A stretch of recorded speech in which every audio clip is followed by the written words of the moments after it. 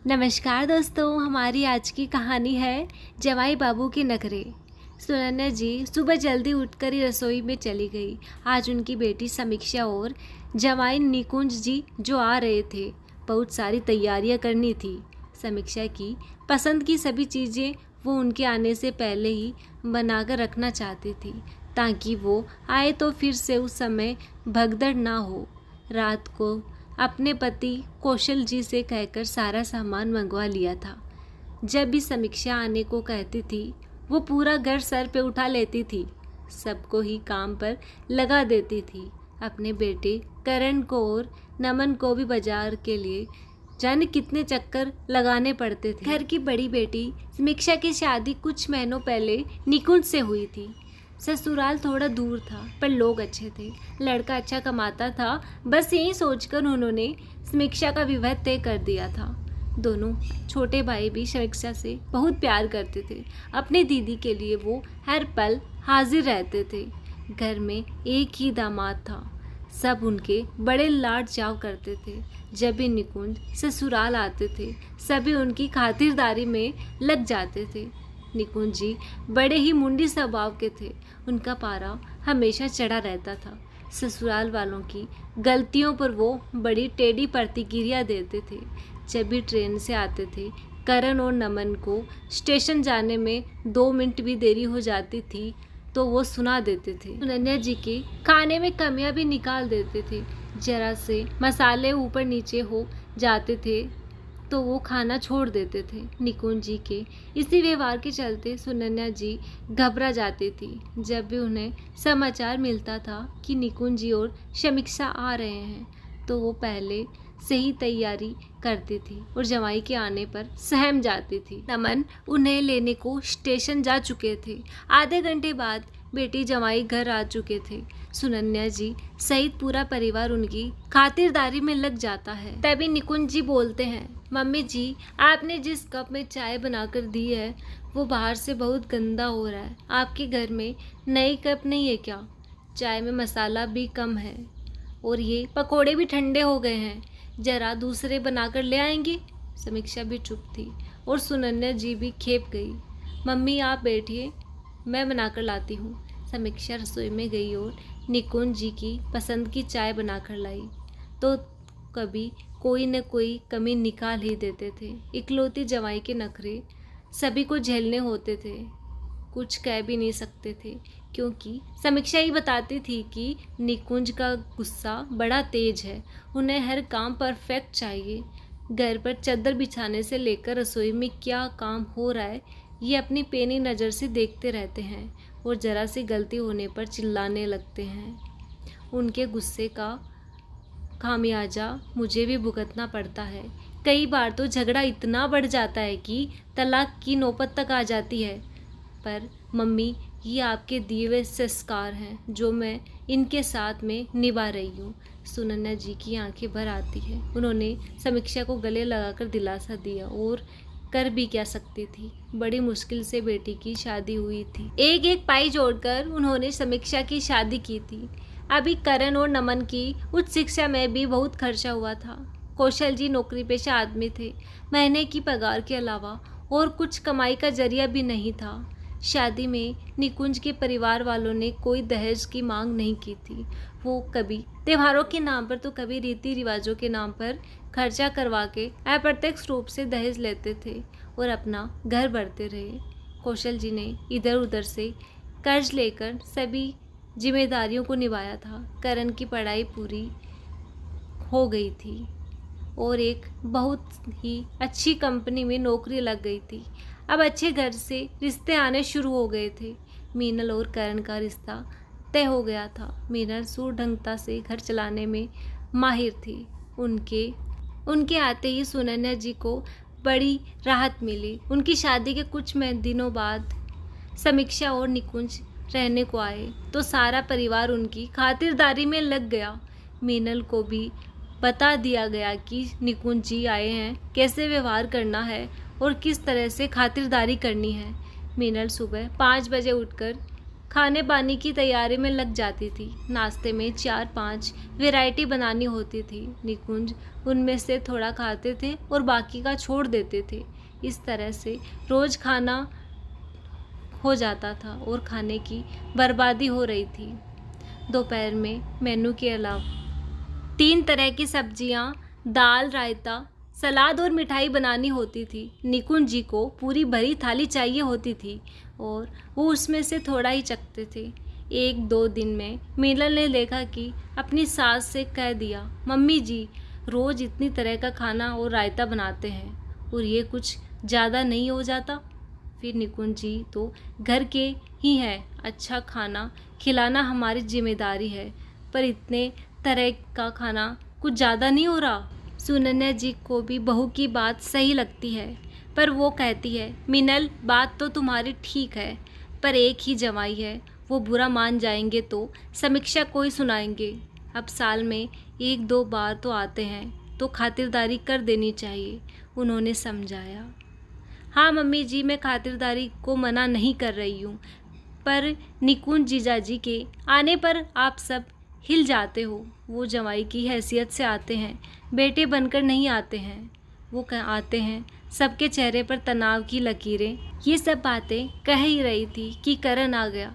तुम भी कमाल करती हो, जवाई नखरे नहीं करेगा तो कौन करेगा? उनका तो हक बनता है, एक ही जीजाजी हैं हमारे, इतने नखरे तो हम उठा ही सकते हैं। तभी समीक्षा और निकुंज बाहर से आते हैं। नजी पानी लेकर जाती है तो वो टोक देते हैं, मम्मी जी पानी ग्लास के बाहर भी टपक रहा है, मेरे तो हाथ गीले हो गए हैं। ये सुनकर मीनल हैरान रह जाती है। माना जमाई है, पर मम्मी जी तो उनसे बड़ी है ना, इसलिए निकुंज जी को थोड़ा सम्मान करना ही चाहिए। बड़ी बुजुर्ग है, गिलास गीला रह गया तो क्या हो गया। मीनल दूसरे गिलास में पानी ले आती है, तभी निकुंज उसे भी टोक देता है, भाभी आपने ये बिना प्रेस की साड़ी क्यों पहन रखी है? घर में हो तो क्या हुआ, अच्छे से रहना चाहिए। मीनल चुप रही क्योंकि वो कोई बखेड़ा नहीं करना चाहती थी। करण और नमन बाहर घूमने का कार्यक्रम बनाते हैं, सभी लोग साथ में जाते हैं। मीनल भी तैयार होकर आती है तो निकुंज फिर टोक देता है, भाभी शाम के वक्त तो गुलाबी से फ़ोन की साड़ी पहननी चाहिए। फिर आपकी तो अभी अभी शादी हुई है, आप अभी ऐसे कैसे रहते हो? लगता ही नहीं है कि अभी अभी शादी हुई है। मीनल अपने नंदोई के टोका टोकी से परेशान हो चुकी थी, पर करण की सख्त हिदायत थी कि जीजी और जीजाजी थोड़े दिनों में रहकर चले जाएंगे, इसीलिए जैसा चल रहा है वैसे चलने देते हैं। रात को सब घर आ चुके थे और मीनल बहुत परेशान हो गई थी। करण, ये जीजाजी कब जाएंगे? इनके आते ही तो ऐसा लगता है घर में कोई हिटलर आ गया हो। सब इनसे इतना क्यों डरते हैं? पता नहीं कैसे दीदी इन्हें इतना झेलती है। मैं तो 2 दिन में ही परेशान हो गई हूँ। एक ही जमाई है, इसका ये मतलब तो नहीं है ना वो अपनी माँ समान सास का अपमान करे और मुझे कुछ भी कर दे। सबका आत्मसम्मान होता है। अगली सुबह मीनल उठती है और सीधे सास से कहती है, मम्मी आप वापस जाएंगे ससुराल में? इतने लंबे समय तक रहना ठीक नहीं है, हमारी खुद ही तो कोई ज़िंदगी है। सुनन्या जी समझती है, बहू साल में 2 बार जाते हैं, मनमानी करने दो, फिर हम भी एक ही जमाई के नखरे उठा लेंगे तो कोई छोटा नहीं होगा।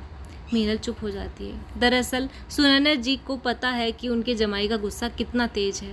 अगर वो उन्हें कुछ कहेगी तो वो अपना सारा गुस्सा समीक्षा पर ही उतरेगा, इसलिए वो कुछ नहीं कहती थी। कुछ दिनों बाद समीक्षा और निकुंज वापस ही लौट जाते हैं। एक दिन समीक्षा का फ़ोन आया कि मम्मी मेरी ननद का रिश्ता तय हो गया है, अगले महीने शादी है, आप आने की तैयारी कर लेना। सुनन्या जी पूरी परिवार के साथ में शादी में गई थी। शादी बड़े धूमधाम से हुई थी। शादी में निकुंज ने सुना दिया था कि हमने तो अपनी लाडली बहन की शादी बड़ी धूमधाम से की है, भला रोज रोज बेटियों की शादी थोड़ी होती है। सुनन्या जी समझ गई थी कि जमाई जी उन्हें ताना दे रहे थे, क्योंकि समीक्षा भी उनकी इकलौती बेटी थी, पर पैसों की कमी के चलते अच्छे से शादी नहीं कर पाए थे। उन्होंने कड़वा घूंट पी लिया और घर पर आ गए। कुछ महीनों बाद छोटे बेटे नमन की शादी तय हो गई। रेवती और नमन एक साथ एक ही ऑफिस में काम करते थे। उनके बीच दोस्ती बढ़ गई थी और दोनों की शादी की रस्में हो रही थी। पर सबने देखा कि इस बार उनके इकलौते जमाई बड़ी ही शालीनता से पेश आ रहे थे।